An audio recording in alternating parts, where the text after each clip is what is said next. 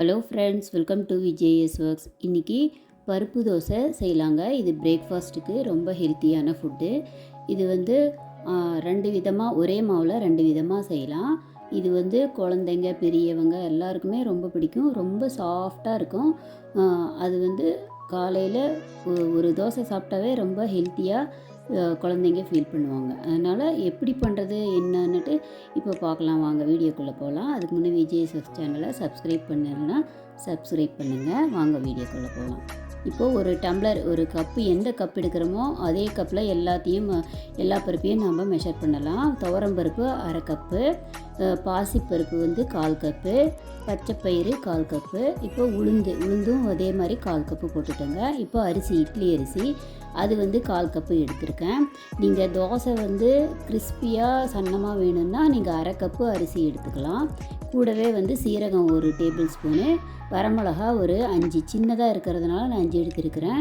பெருசாக இருந்தால் நீங்கள் 3 வரமிளகா போட்டால் போதும். இதை 2 தடவை வாஷ் பண்ணிவிட்டு 1 மணி நேரம் இல்லை 1.5 மணி நேரம் ஊற வைக்கலாங்க. பாருங்கள், இப்போ பருப்பு நல்லா ஊறிடுச்சு.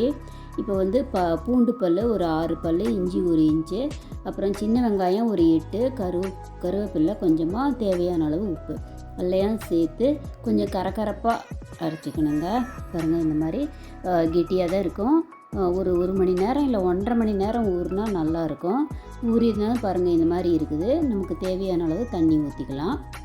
இது ரொம்ப வந்து சத்தானது. எல்லாம் பருப்பு வகையெல்லாம் சேர்ந்துருக்கிறதுனால ரொம்ப சத்தான தோசை. ஒரு தடவை ட்ரை பண்ணி பாருங்கள். இப்போ வந்து தோசைக்கல் நல்லா காஞ்சிடுச்சு. இப்போ தோசையை ஊற்றி நல்லெண்ணெய் சேர்த்தா இதுக்கு நல்லா இருக்கும்.